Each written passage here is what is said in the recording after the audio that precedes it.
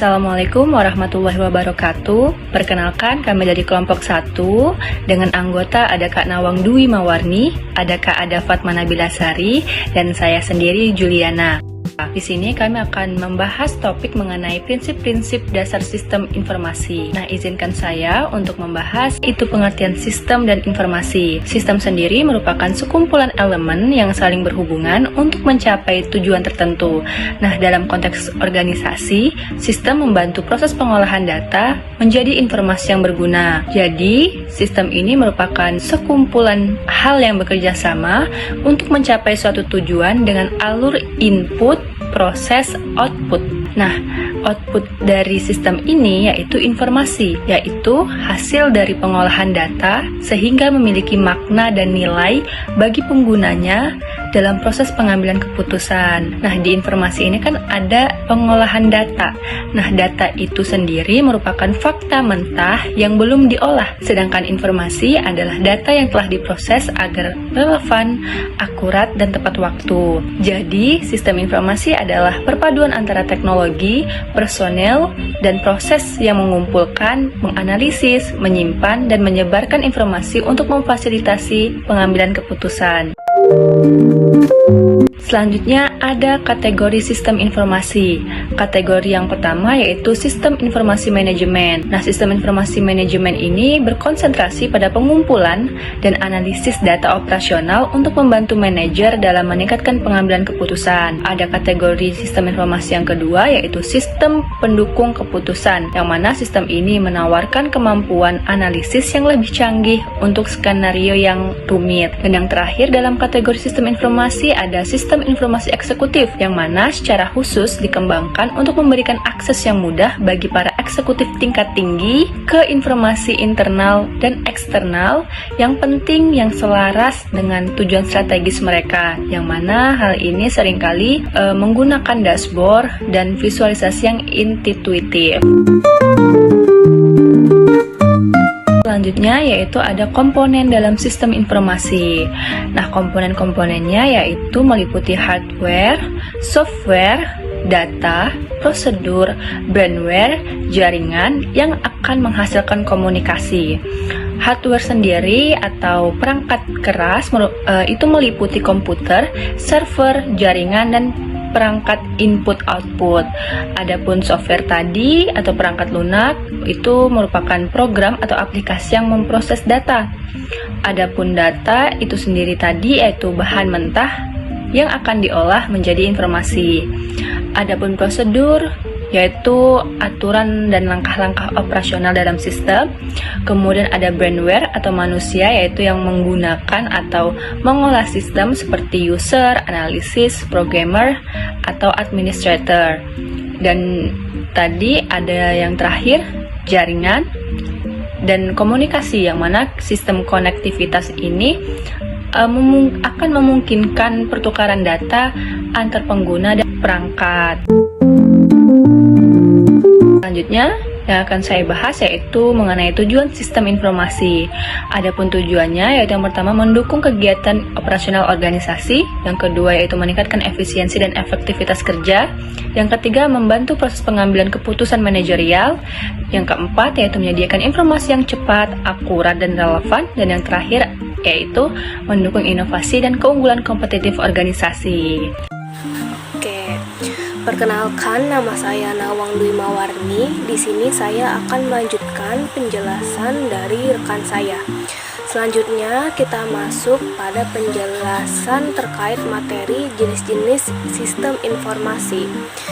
Yang pertama itu ada Transaction Processing System atau TPS, menangani transaksi rutin harian seperti penjualan atau penggajian.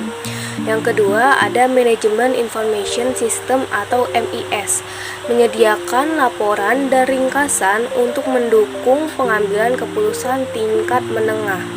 Yang ketiga ada Decision Support System atau DSS, membantu analisis keputusan yang kompleks dan semi terstruktur. Yang keempat ada Executive Information System atau EIS, menyajikan informasi strategis bagi manajemen puncak. Yang kelima ada Office Automation System atau OAS, mendukung pekerjaan administratif seperti surat menyurat dari jadwal. Yang keenam ada Knowledge Management System atau KMS, mengelola pengetahuan dan pengalaman dalam organisasi. Selanjutnya di sini saya akan menjelaskan contoh dari jenis-jenis sistem informasi. Yang pertama contoh dari Transaction Processing System atau TPS. Contohnya itu seperti sistem kasir di minimarket yang mencatat setiap transaksi penjualan dan mencetak struk otomatis.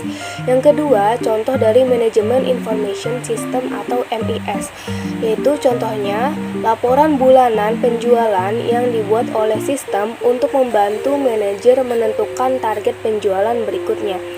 Yang ketiga, Decision Support System atau DSS, contohnya itu aplikasi analisis investasi yang membantu manajer keuangan memilih proyek dengan potensi keuntungan terbaik. Yang keempat itu contoh dari Executive Information System, contohnya itu seperti dashboard interaktif untuk direktur yang menampilkan kinerja seluruh cabang perusahaan secara real time. Yang kelima, contoh dari Office Automation System, contohnya di sini yaitu Microsoft Office 365 atau Google Workspace yang membantu pegawai membuat surat, jadwal rapat, dan berbagai dokumen. Yang terakhir, contoh dari Knowledge Management System atau KMS. Contohnya itu adalah portal internal perusahaan berisi panduan kerja, hasil penelitian, dan dokumentasi pengalaman proyek sebelumnya. Oke, selanjutnya kita masuk kepada pembahasan peran dan fungsi sistem informasi. Yang pertama itu sebagai alat bantu pengelolaan data dan penyajian informasi. Yang kedua, sebagai sarana komunikasi internal dan eksternal organisasi.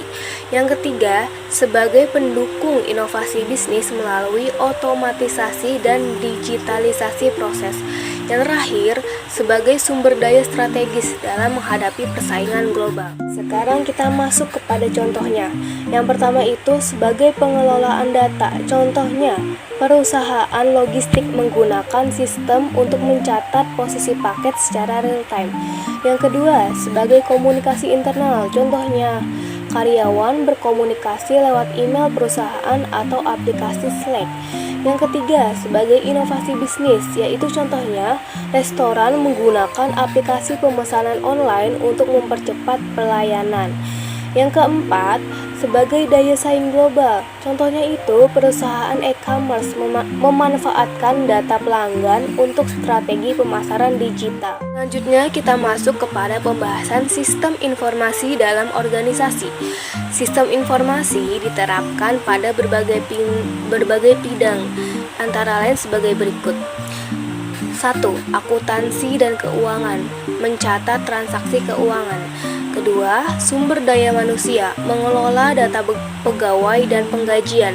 Yang ketiga, produksi dan operasi, mengatur jadwal dan bahan baku.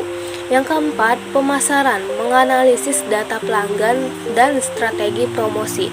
Setiap bidang saling terhubung dalam satu sistem informasi terintegrasi. Selanjutnya kita masuk kepada contoh sistem informasi dalam organisasi. Yang pertama tadi kan ada akuntansi dan keuangan.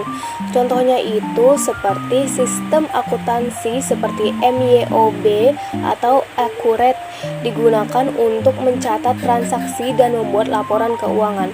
Terus yang kedua SDM, contohnya itu sistem HRIS digunakan untuk mencatat data pegawai, absensi, dan penggajian otomatis.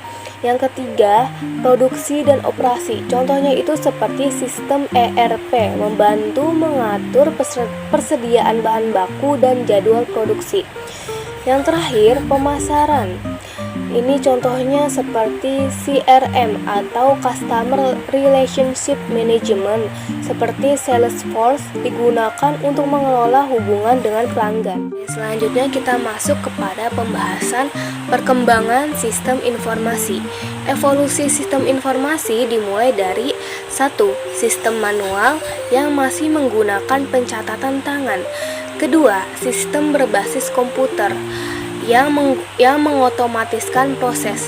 Ketiga, sistem berbasis jaringan dan internet seperti e-bisnis, e-commerce. Terus keempat, sistem berbasis data besar dan kecerdasan buatan seperti big data dan AI di era digital. Oke, selanjutnya kita masuk ke contoh perkembangan sistem informasi. Yang pertama itu sistem manual. Contohnya, seorang petani mencatat hasil panen di buku tulis. Yang kedua, sistem berbasis komputer. Contohnya, sekolah menggunakan aplikasi Excel untuk mengelola nilai siswa. Yang ketiga, sistem jaringan dan internet. Contohnya itu, toko menggunakan e-commerce seperti Shopee dan Tokopedia untuk menjual produk secara online. Yang keempat itu big data dan AI. Contohnya, perusahaan menggunakan AI untuk memprediksi tren penjualan dan perilaku pelanggan dari data besar. Tantangan dan isu dalam sistem informasi. Yang pertama ada keamanan data atau cyber security, yang dimana data yang tersimpan secara digital rentan terhadap pencurian, rentan terhadap penyalahgunaan, dan diretas. Oleh karena itu, keamanan sistem menjadi hal yang sangat penting. Nomor 2, ada integrasi sistem lama dan baru. Nah, banyak organisasi sekarang itu masih menggunakan sistem lama yang harus disesuaikan dengan sistem baru supaya keamanan data itu lebih compatible. Yang ketiga, ada kualitas dan akurasi data. Data yang tidak akurat atau data yang tidak lengkap bisa mengakibatkan penyalahgunaan atau pengambilan keputusan yang salah. Keempat, ada etika penggunaan informasi. Jadi pengguna sistem ini harus menjaga privasi dan kerahasiaan data, serta menggunakan informasi secara bertanggung jawab. Yang keempat, ada perubahan teknologi yang tepat. Teknologi informasi terus berkembang. Nah, sehingga sistem harus selalu diperbarui agar tidak tertinggal dengan zamannya. Selanjutnya ada studi kasus sistem informasi akademik di kampus, yang dimana contohnya di Universitas Pamulang sebelumnya melakukan sistem akademik masih secara manual, seperti absensi dan penilaian mahasiswa.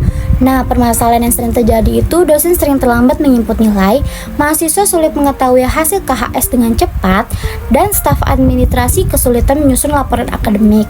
Nah, solusinya itu diterapkan sistem informasi akademik yang terintegrasi antara dosen, mahasiswa, dan pihak administrasi. Jadi, dosen dapat menginput nilai secara online, mahasiswa bisa melihat nilai dan jadwal kuliah melalui portal, dan bagian akademik dapat mencetak laporan secara otomatis. Nah, hasilnya itu efisiensi meningkat, proses akademik lebih cepat, dan pelayanan menjadi lebih transparan. Nah, jenis ini termasuk jenis manajemen information system ya atau MIS, yaitu sistem yang membantu pengambilan keputusan dengan menyediakan informasi manajerial yang akurat dan tepat waktu. Kesimpulannya, sistem informasi merupakan kombinasi antara teknologi, manusia, dan prosedur yang bertujuan untuk mengelola data menjadi informasi yang bernilai bagi organisasi. Penerapan SI yang efisien dapat meningkatkan produktivitas, efisiensi, serta mendukung pengambilan keputusan strategi.